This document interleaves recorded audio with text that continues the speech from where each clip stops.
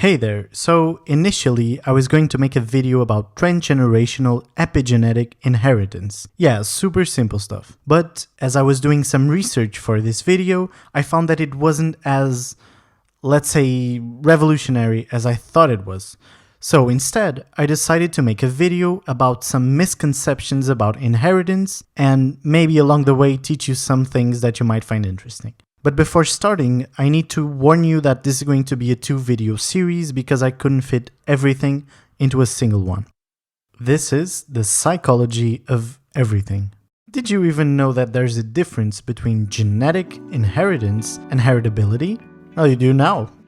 It's important to distinguish them because they really do mean different things. You'll thank me when you read articles about this topic or when you debate racist people who make genetic essentialist arguments. This is a bit complicated, but I think you'll get it. 3 examples.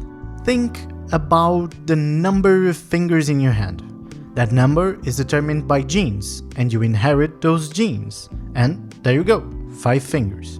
The amount of fingers you have is coded. It is genetically inherited. But a lot of times, scientists aren't that interested in the average value of a certain trait. They are often more interested in how genes affect the differences in different people. So, if you have a certain gene, this happens. If you have another variant of a different gene, other things happen. Okay? And this is called heritability. So, heritability is how different types of a gene create differences in the expression of a trait. So, when it comes to the number of fingers, heritability scores are very low because even if you have different kinds of finger genes, you'll still get 5 fingers. And in order to determine the number of fingers you have, it's probably more important to know if you work on a factory or with knives, something dangerous for your fingers, instead of what type of finger genes you have. However, think about this example. Skirt-wearing behaviors by people in Western countries. So, skirt wearing is, I can almost guarantee, not a genetically inherited trait, obviously. There's no gene that codes for if you're gonna wear a skirt today or not. However, if you look at people's genes, not the pants, the genetic material, you can have a very clear picture of differences in skirt wearing behaviors. How so? If it's not inherited, how can it make a difference? Well, just see if they have 2 X chromosomes or if they have an X and Y chromosome. Basically, if they are male or female. So basically, a genetic difference explains the differences in a specific trait. This is an example of heritability, just trying to make you understand. Okay, so obviously this is due to internalized cultural gender roles, but still, high heritability scores. So, as you can see, inheritance and heritability are different. One relates to the average of a given trait if that trait is passed down through genes, while the other, heritability, relates to how differences in specific genes affect the differences in the expression of a trait, like skirt wearing. So this may be a little bit specific, but now if you look at an article that says, for example, that bipolar disorder is 20% heritable, what that means is not that 20% of the children of parents with bipolar disorder will have it, but that 20% of the differences in bipolar disorder, or whether someone has it or not, can be explained by differences in specific genes. After that important distinction, how do genes actually influence us? Well, basically our DNA is a string of information that, after some complicated steps like RNA, mRNA, tRNA, instructs cells to produce specific proteins. Well, in fact, most of our genes do not encode for proteins, but that is a topic for the next video and very complicated stuff. It is that process that gives rise to our eye colors, height, etc. However, obviously things aren't that clear and linear. Well, maybe people think of genes as having a direct one-to-one relationship to a given trait. So if I have this gene, I have green eyes, if I have that one, I have blue ones. But that's really not the case. Height, for example, should be an easy one. Genes that relate to tissue and bone growth should relate to height, and no more genes. That's it, right? Well, that's what scientists thought in the past, that some specific genes influenced traits like height or the course of some complex diseases.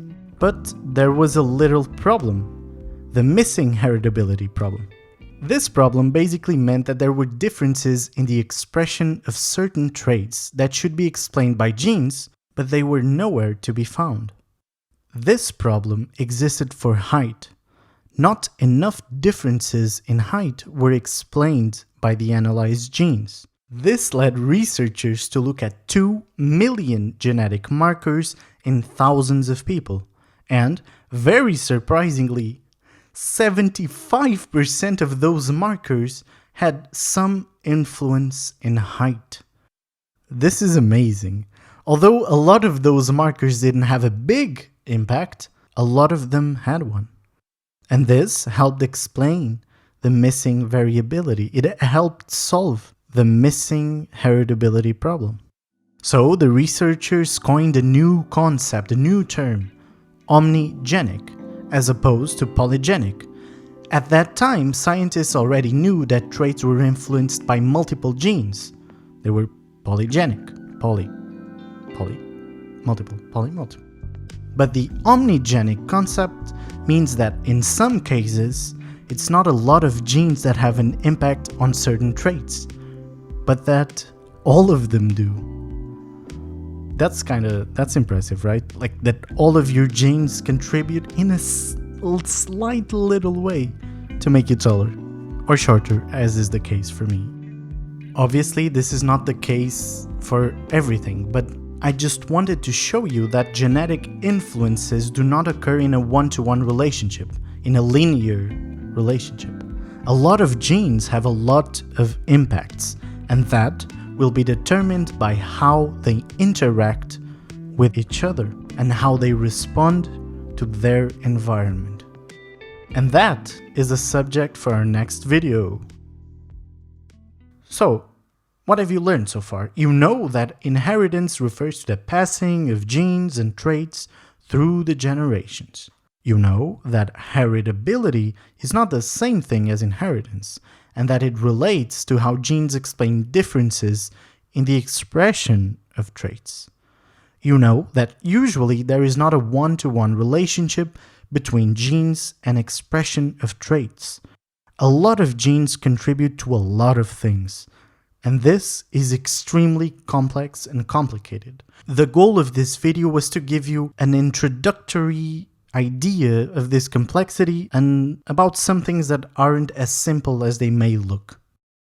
In sum, I just wanted to conclude by asking you to be very careful. With inheritance, genetics, it's a very complicated topic and it has given rise to a lot of intense stuff. Eugenics, discrimination, racism are often based in genetic or inheritance-related pseudoscientific arguments that have absolutely no solid scientific basis. Understanding these concepts may be crucial for you to be able to protect yourself and help others to protect themselves from pressures to conform to discriminatory rhetoric and practice. It's just amazing to me how genes that code for such a simple thing as melanin can be so predictive of people's standing in our society. How entire ideologies can be rooted to a misguided understanding of genetics and genes that code for color.